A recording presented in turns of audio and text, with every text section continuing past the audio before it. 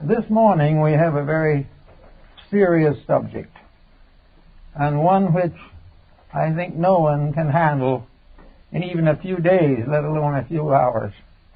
But it is something I think we must all think about in the future. We took as our subject the love of God. Now let's consider this a little bit in the light of the way things are in the world.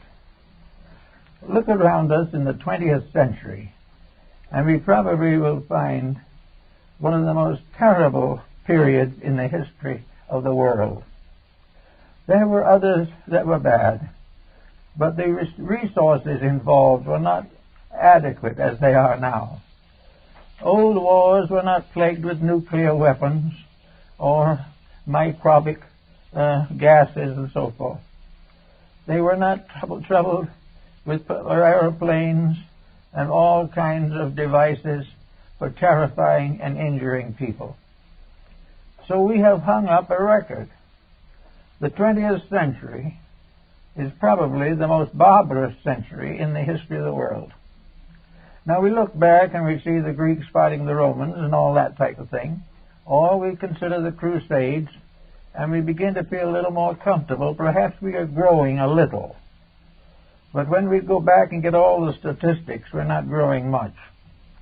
We are not doing anything to develop the moral integrities of contemporary civilization. We are not doing anything to protect the integrities of the coming generation. We are constantly focusing our attentions upon destruction and profit, and these are the only considerations which are assumed to be necessary to the civilization of a people. Actually, as we look around us, we see the ruins of many great enterprises that might have had meaning. We also see a few outstanding corruptions that are succeeding only too well. And with all of this, we are supposed to be a God-loving or God-fearing people. Actually, we do not seem to be either. The old days when we were really frightened by the promises of divine wrath are more or less forgotten, and those who are most guilty do not even believe in divine wrath. We also look back with certain apprehensions upon our own growing up and the kind of world we are giving our children, and who is going to be in the 21st century when it comes. Certainly, unless there are marked changes, it is not going to be heralded in with a blast of ethics or anything of that nature. We look around us and we listen to these various commentators, and we study the analysts, and we read the more recent texts on the subject, and we find almost completely the real factors ignored. Ignored because they would interfere with the continuing stream of procedure which has become sacred in this century. Sacred to profit, sacred to pain, sacred to death, but not sacred to the plan of human destiny. Therefore, it is very important for us now to study a little bit about morality. And in order to touch on morals, we have to touch on religion. And when we see the condition of morals today, we may say, what has religion done about all this? Well, essentially very little. The contributions of religion have been on television programs, and on some sermonizing, and in a few crusaders going out. But the major stream of religion has not been enriched. We have in the world today nearly 3 billion committed persons, committed to some type of faith, to some ideal, to some integrity beyond materialism. If these 3 billion people cooperated, our problems would be very few. We could control almost any situation if these people would practice what they talk about. But instead of practicing, First of all, they divide into sects. And we are confronted with a very unpleasant spectacle of the same people all over the face of the earth worshiping the same God, but under a different name in every square block. We are here in a world where we have no definition of deity, but countless interpretations of deity. We each believe that our particular faith has this special admiration of deity, but we do not know what the faith is, and we do not know what fascinates the deity. We just keep on going. Now, a religion, as it says in the Bible, is something in which you dedicate your life to a principle or a purpose. If that is true, economics is our God, because we are dedicating our lives to it from the cradle to the grave. But it certainly isn't religion, because religion is not the dominant factor in the lives of people today. It is here, it is struggling, it is being interpreted, misinterpreted, and corrupted, but it is not leading the public. It is not doing the things that a religion is supposed to do, opening the doors of the future for a better way of life. It should carry with it integrities, justice, and mercy, the forgiveness of sin, the arbitrations of war. All of these things should be part of religion, and not any of them has been successful in assuming or affirming this fact. We have peoples of two different religions at war with each other without really knowing what they are fighting for.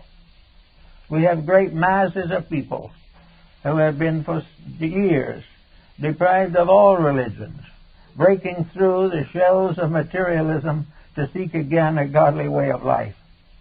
And when they find it, what will they have? What they had before. A life that did not lead them into truth before will not lead them into truth again. If we are going to move from materialism to religion, we're going to have to do something with the religion also. We're going to have to make it applicable to the needs and problems of human beings. Religion is probably the highest and deepest of all of the dedications of humanity. It is more widely diffused than any other single factor. Yet very little is done in the name of it to solve the problems of life. We have money to buy new planes to carry atomic bombs. We can spend billions on armament. We hear nothing about solution by way of intelligent dedication.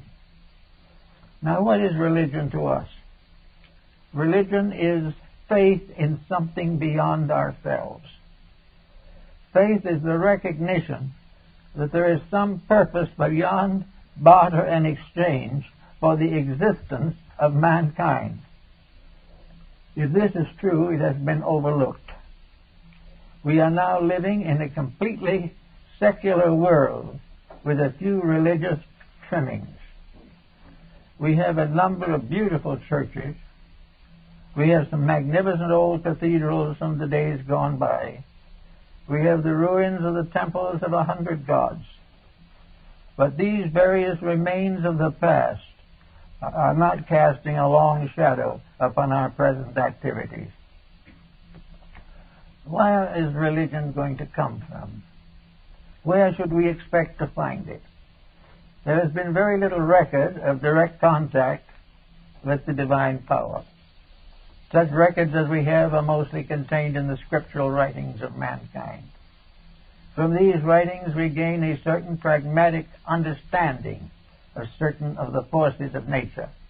But most of these scriptures are based upon cause and effect and upon daily experience in living. Scriptures are the long record of human experience struggling with the problems of existence. But we do not at the present time have anything to consider as adequate to our need. We can go to church, and probably those who do should. Maybe those who do not should also. But when we leave church, do we leave it a better person? Do we go to church on Sunday morning convinced of the fact that we're going to renew a friendship that was lost before Sunday night? Are we going to do something in the name of faith to prove that we have some? Or are we going to go home and turn on the television and wait for the next Sunday for another brief exchange with secular matters? We are not doing anything in particular. Now, why are we not doing anything in particular? Because apparently from the beginning it was assumed there wasn't much to do. In other words, no one really believed that people were going to change to the degree that we hope they will change. They've taken it for advantage and for granted that the materialist can go to church, but he'll still be a materialist, and the theist goes to church and he will still foreclose a mortgage on the widows and the fatherless.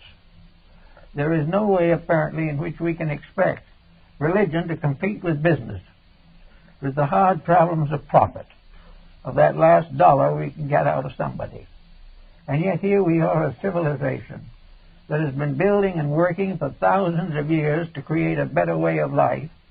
We come to the most advanced century in the history of that world, and we're not getting a better way of life. Why is it impossible, apparently, for the individual to live up to the basic moralities which he affirms in his faiths? There are at least 7 major religions in the world today. 5 of them are really big, and the other 2 are moderate. But each of these has exactly the same teaching. They call it something else. They don't call God God, they call God Allah or Brahma. But they're talking about precisely the same thing.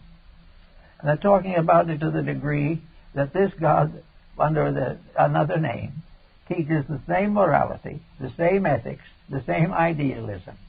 It warns of trouble resulting from mistakes. It warns the follower to avoid sin. It warns the world to avoid materialism. These things have been going on for a long time. The world is full of people who have acknowledged or do acknowledge the reality of a spiritual reality above materialism. And yet, nothing happens. The young are on narcotics. All of the others are doing everything possible to accumulate a few dollars to leave behind for their descendants to argue over. Why is this? Why do we have today a civilization advanced in everything except learning how to live well? Not only not learning how to live well, but not even learning how to die well. Nothing seems to be happening to touch the inner life of the individual. Everything is on the outside. He has his Phi Beta key, but he's in jail for smuggling. He has all kinds of gifts and accomplishments. He has a good education and a terrible marriage. He also has a family of very well-educated people, and most of the children are on pot. Why is this way? Why do we call this progress? Well, it's the only thing we have that looks different from the rest, so we call it progress.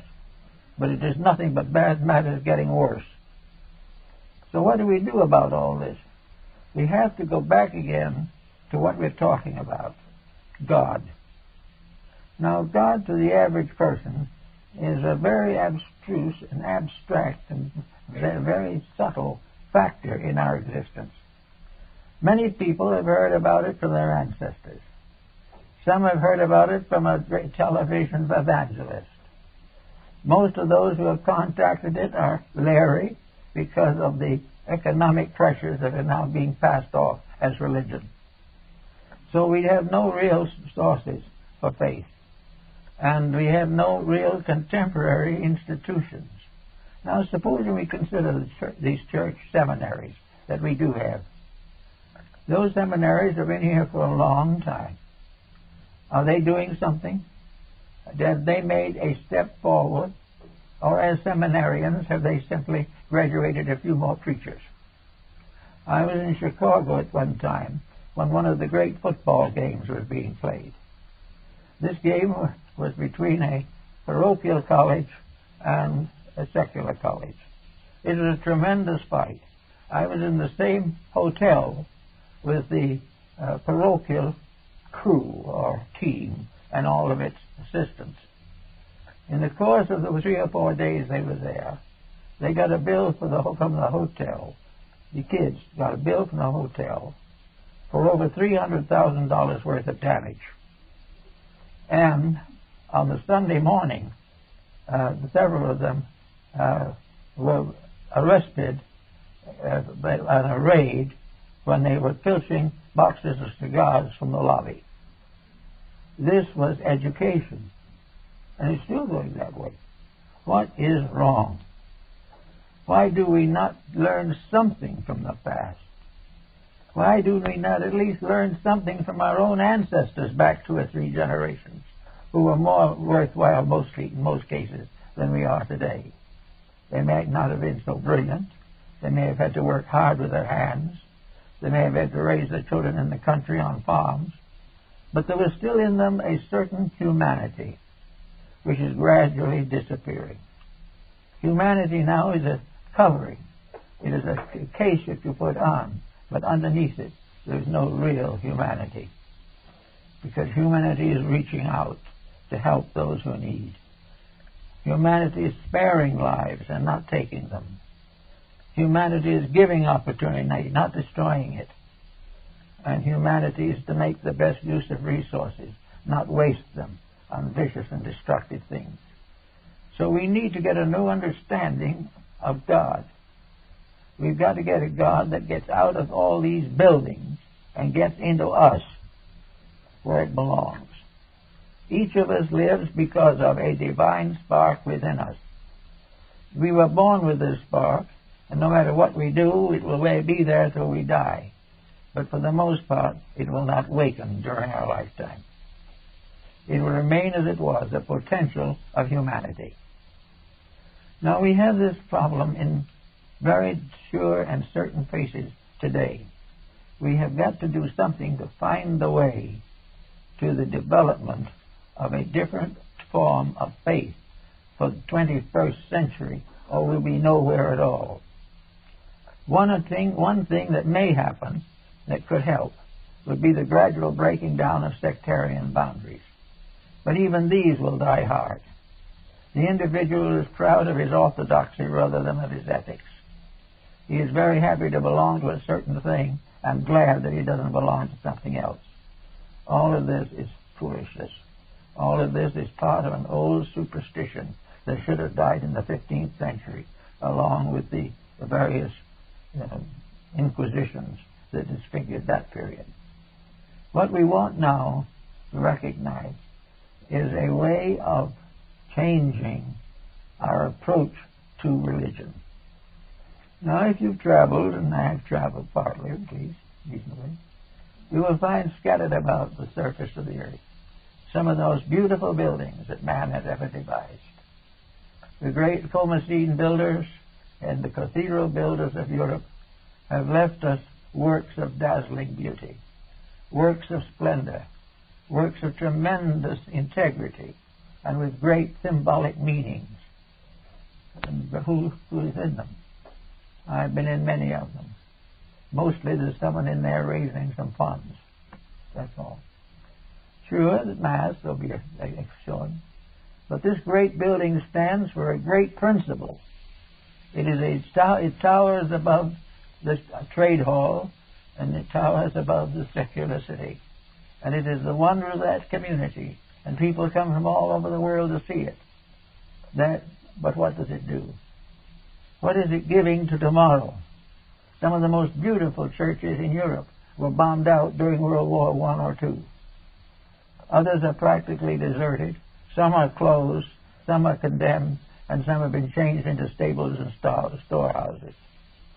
This is very, very wrong. It is something we cannot afford to have happen this way. It is necessary to just get hold of some of these things.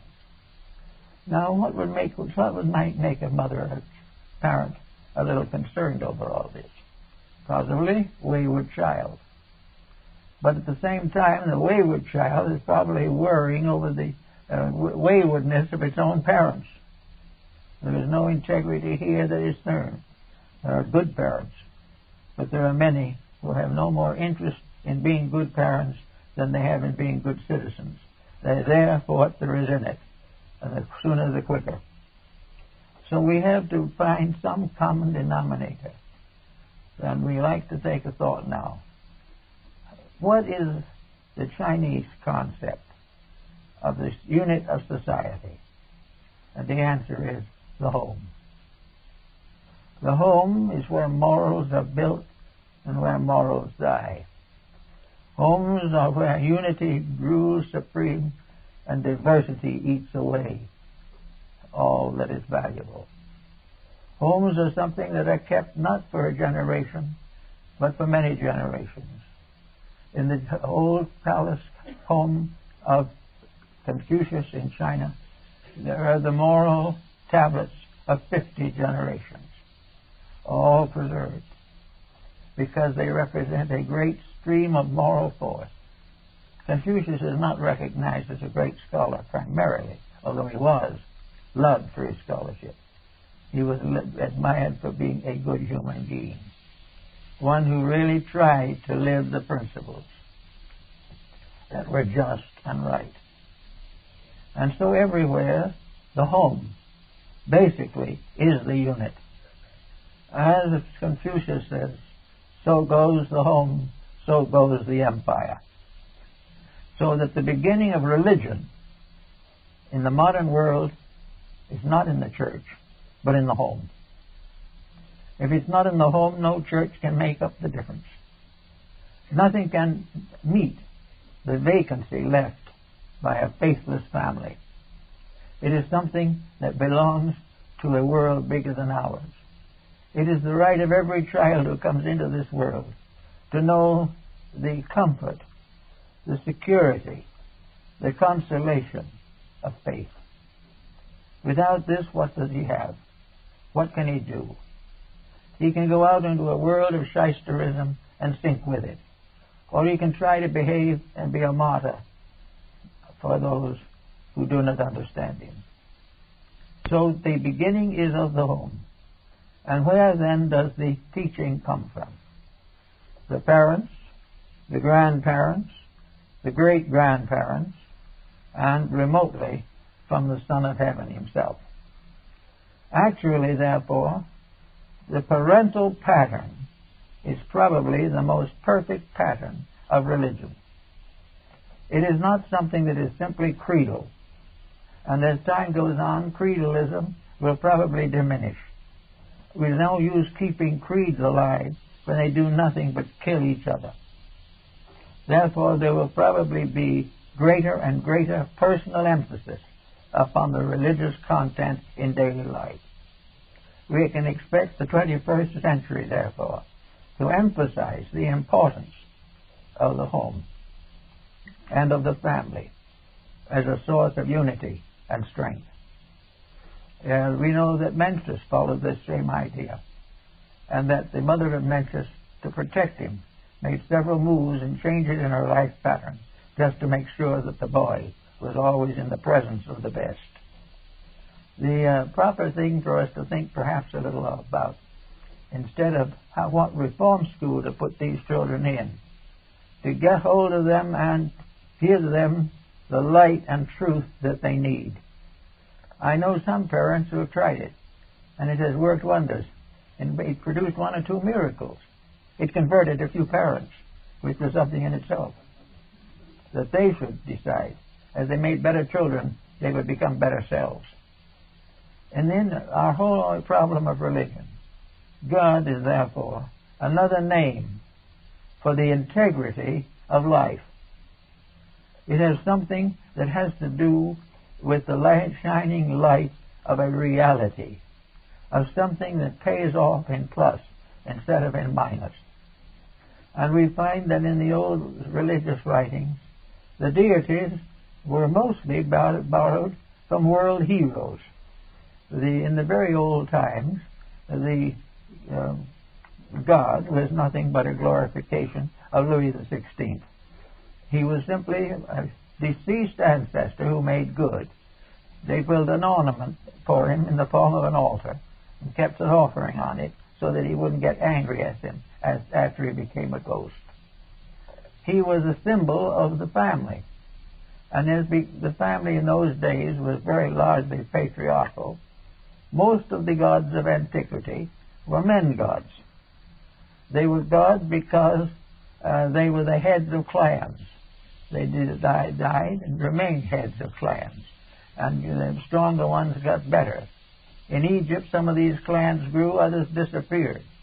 A god that couldn't take care of his own clan soon disappeared.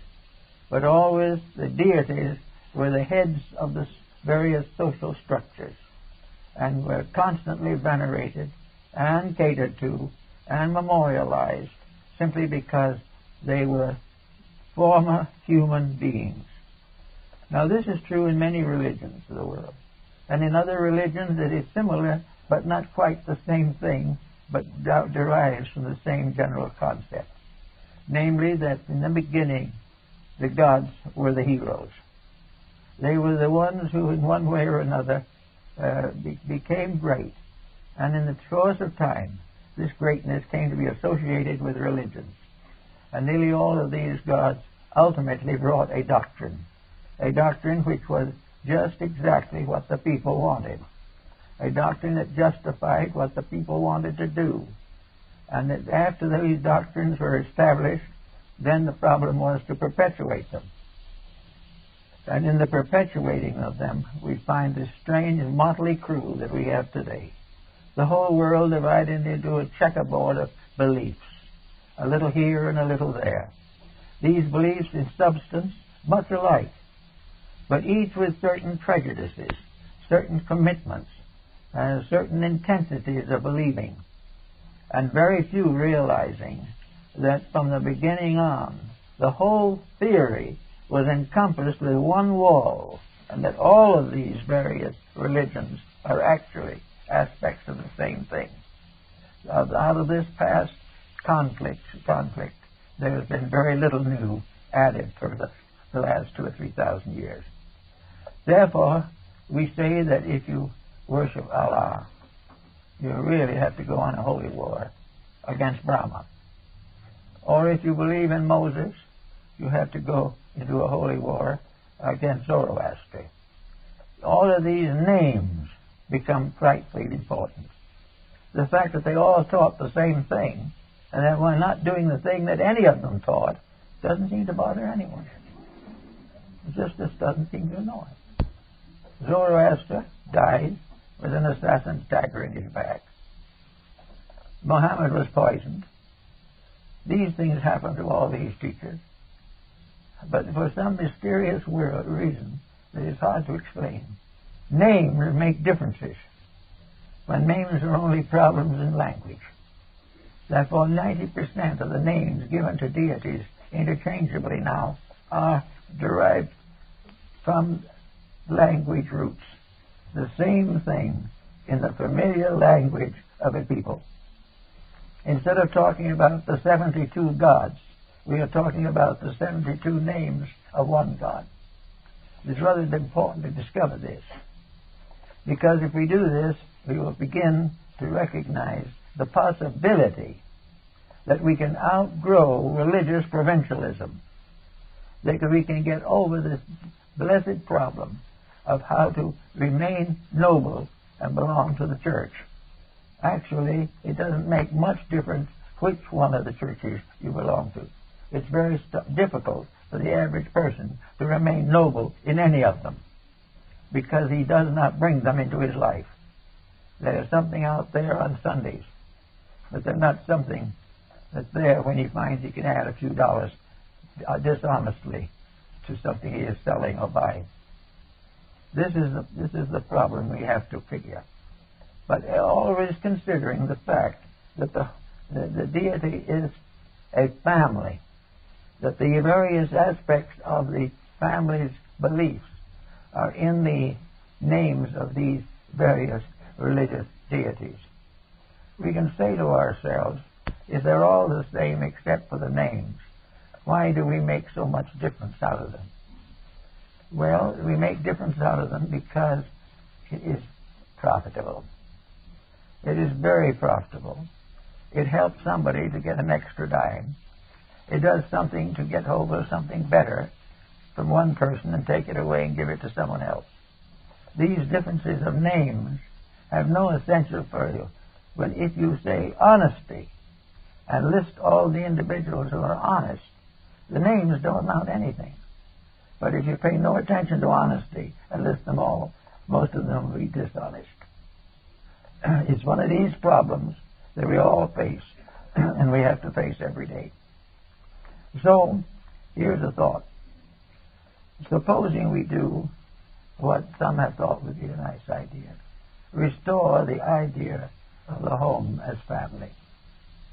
If we do that, then love of God becomes a restatement of love of parent. If a parent deserves love and gets it, this is religion. If a parent is sincere and honorable and brings up children properly, that person is pious. That person is really spiritual. That person is living the life of improvement. All of the trimmings, all of the associations, all of the big buildings are not much of it. Much of it is, are we taking care of these people as God intended us to? Are we true to the things that are real? Are we true to the values that we must live by if we expect to live at all?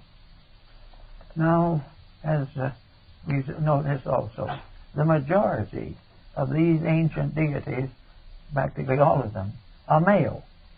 Why? Because male was the hero. And there were many justifications. It's not just arrogance.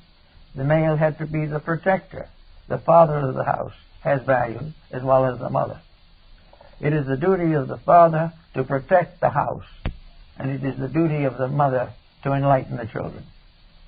It is the duty of the parents to see that the child is protected, educated, and enlightened, and sent forth as an accredited human being. Now, if this is true, that becomes also religion. Now, religion can extend beyond this, but religion that doesn't live at home is very hard to live anywhere else. A religion that does not make the average family forget its feuds and differences, stop arguing over which sect they married into or married out of. Let us forget all of this type of thing. Let us forget also that old agnostic uncle, or whoever he may be. Anything. The problem is that the unit of life for the future has to be created by the individual himself. The idea that we're going to pass laws that are going to make us honest isn't going to happen. The fact that we're going to get all enlightened at once is very doubtful. The fact that we are going to depend on politics and economics and business ethics to get things straightened out is still more remote. They've got a lot to work on now and haven't even made a start. Therefore, we have to go back to the simple fact. This world is made up entirely, in human terms, of families. It is made up of families of many colors, varieties, and languages, and faiths, but families. And each family is an autonomy in itself. Each family has the right to live well, regardless of other families. No family is supposed to be enslaved by some other family. If the family lives its own life morally and ethically, brings its children to maturity as dignified human beings, if it teaches honesty, idealism, and integrity to its children, and bestows upon them the love that children need in order to live well, then we have a religion. And the individual who lives this way is worshiping. And the worshiping person is the one who shall see the face of the beloved. It is time, therefore, for each person to trace his faith back to his own heart. Not to something someone says about him, not to some short cut to nirvana, but back again to the depths of himself. If he does this, he will find that the world has given him a marvelous assortment of possibilities. There's no reason why he has to be like everybody else. The only reason is that he must learn to like everybody else. He must give up saying, this man is a different religion and I can't speak to him. I've had in my time many, many cases of young people of different denominations whose lives have been ruined by the incredulities of their ancestors. As a minister, I have married a number of couples who could not find any other form of marriage that had a touch of anything but the justice of the peace. These people had no crime. They loved each other, but they were of different faith, which made them incompatible as far as the family was concerned. All of this has been going on for ages. The desert is filled with tribes that raid each other. The cities are filled with corporations that cheat each other. The world is full of schools that teach things that nobody really needs to know and teach nothing that is important. All these things must be changed by the 21st century. If they are not changed, our projects are going to be very, very poorly represented. Therefore, I think it might be very well to understand that the real worship of God is the worship or recognition of the unity of life and the proper training and education and development for that purpose. It is one thing, and perhaps useful to some way, to read of beliefs from the tables of Hammurabi, written 3,000 years before the birth of Christ. Very interesting. Even there, they said if a builder made a house that wouldn't stand up, he should be penalized and asked to build another. They got to that point, at least, in development of ethics. But the real answer to the point is always that daily, hourly, and now, the time is very, very right for us to begin to think in terms of the love of God as a process of recognizing and rewarding the streams of essential integrity which flow down through the ages. We should begin to think more and more deeply of where honor is due and refrain from bestowing it where it is not due. Now, among other points that are very interesting is the possibility that is emerging at this time of the consideration of deity as feminine rather than masculine. This is gaining considerable recognition now because it again ties two roots. The idea that life goes back to the Great Mother becomes more reasonable to some people, at least, than the way that it goes back to a father. There is something about the mother that is representative of the giving birth itself to integrities, to values, to guarding and selecting and keeping, to disseminating the truths and principles of our life, going forward always toward the development of all that goes after. That these key people, and every family has them, should be developed in this way. My wife is working now on a study of the possibility of developing the importance of the mother descent in the hierarchy of religions and in the hierarchy of creations.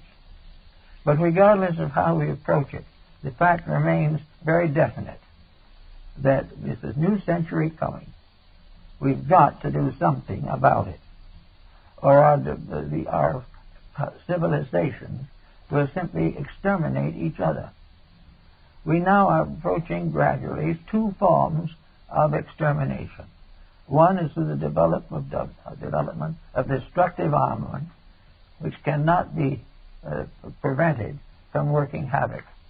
This armament has advanced far enough, according to some experts on the subject.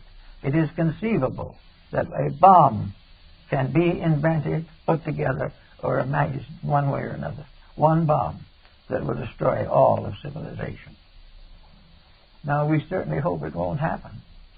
But how in the world can a people consider itself intelligent that contemplates such things?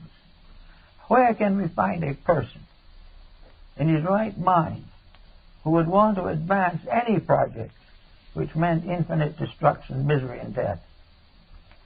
On the other hand, also, we have another group, the environmentalists. This group is quite convinced that if we keep on, we will live on nothing but the edge of a desert. That everything that makes life important will go, because we will wear out the resources of the planet. And so cheerfully we announce this on the top of the page, and down halfway through the same page, a big ad for a new product that has just cleared out several hundred acres of forest to make it. No one pays any attention to these things. No one seems to think of education as teaching us how.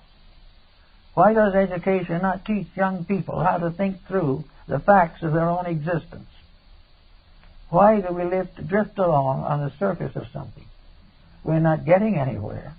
We're not even comfortable.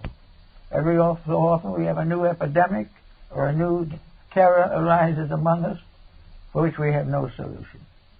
We are making life more difficult every day and no profit.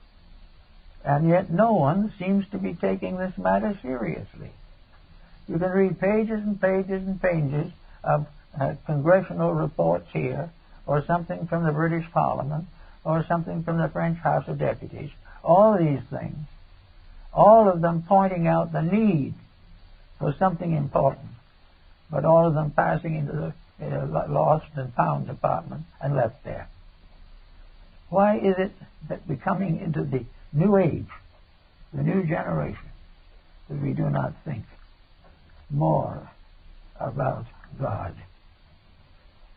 Why do we not realize that we are in the midst of an infinite intelligence, infinitely diversified throughout infinite time and infinite space?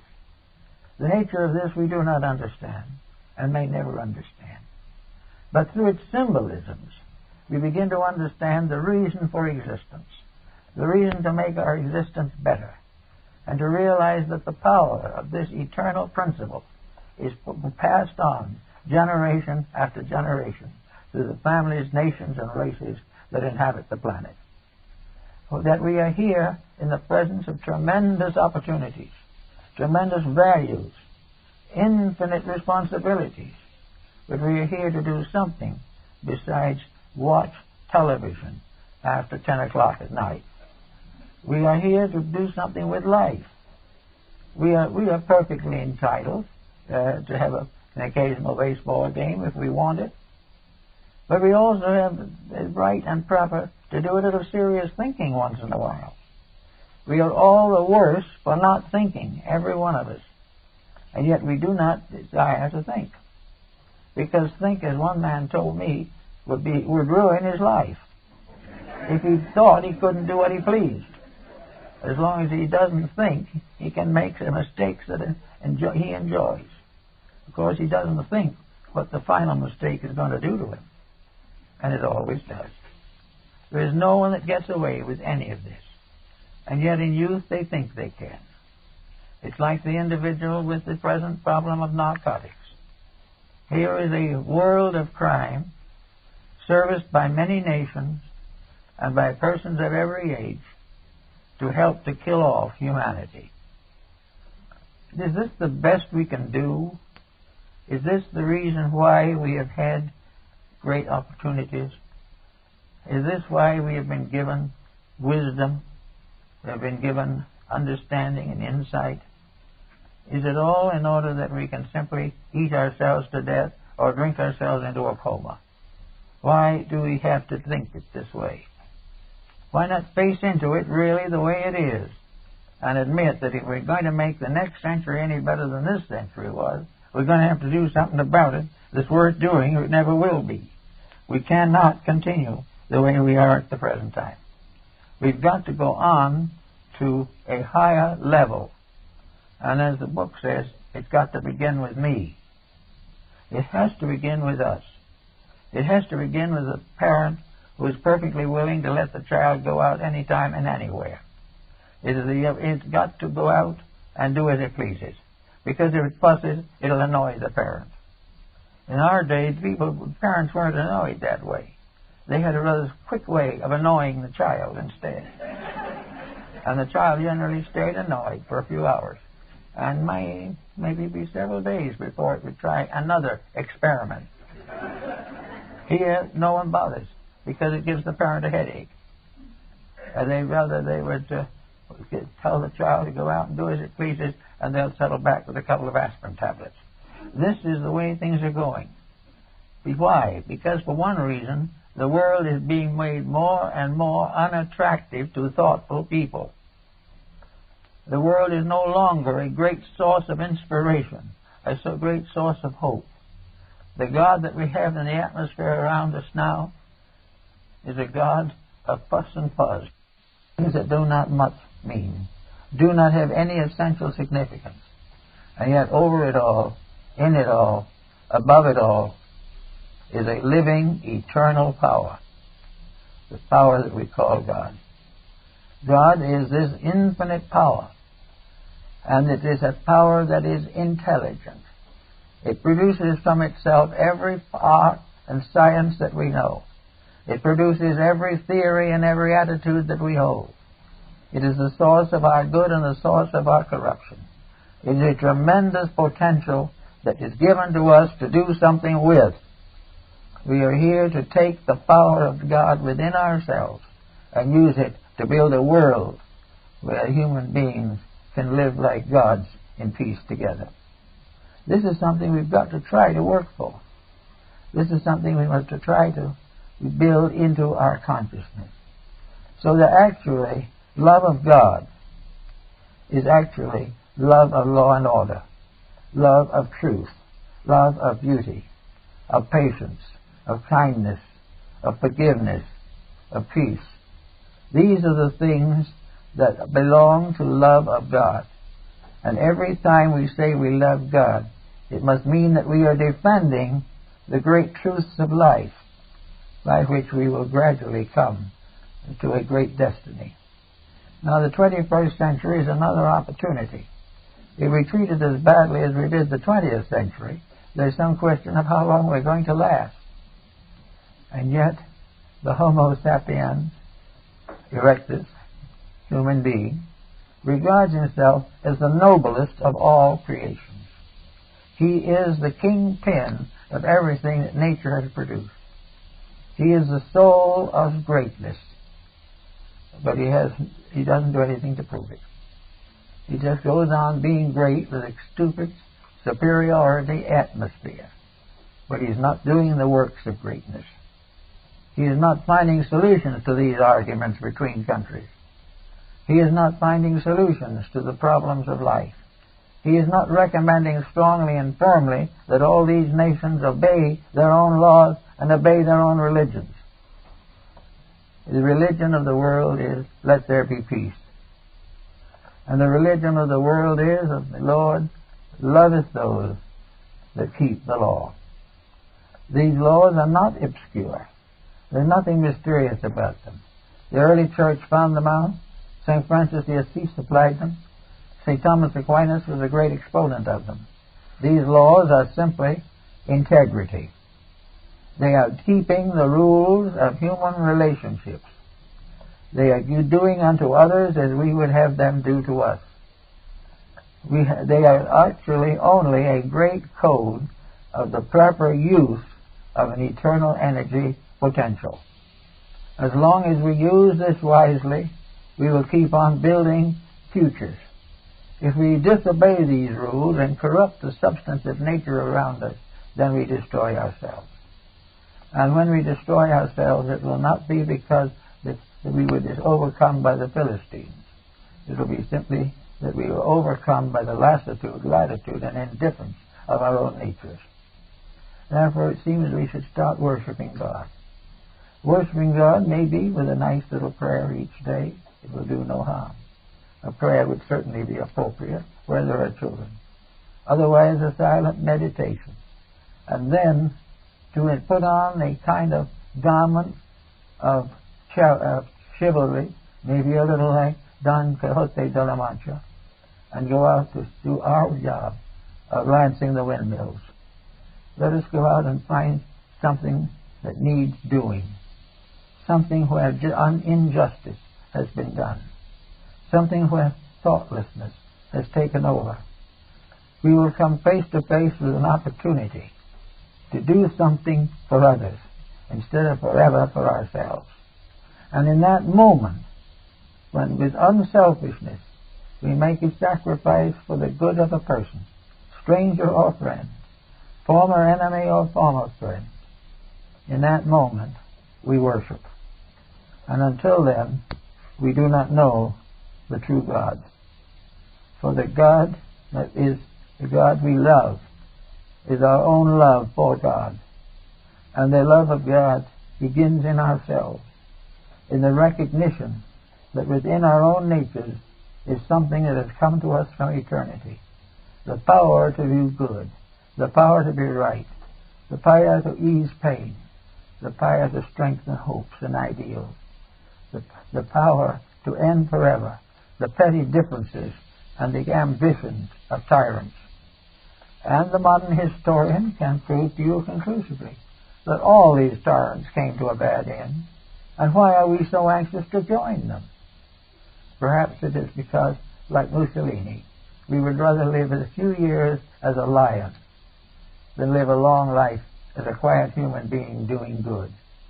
Ambition probably has something to do with it. But there's no reason why we can't have the ambition to be right. There's no reason why we cannot be ambitious enough to use more wisely the endowments that have been given to us. Ambition does not have to be fulfilled in the conquest of empires. It has to be fulfilled finally in each individual's conquest of himself. And until that is done, there will be no peace. Now we're going to start pretty soon. We need a complete remaking.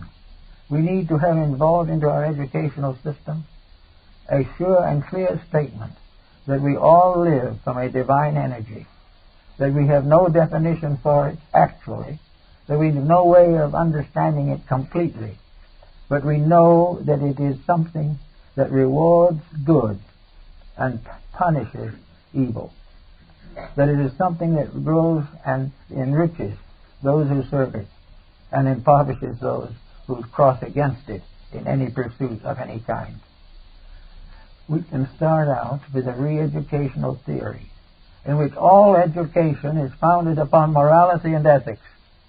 And all morality and ethics are arts and sciences that have been given to us so that we could love God, that we could understand God better, that we could use the power of God for good instead of corrupting it for selfishness and destruction.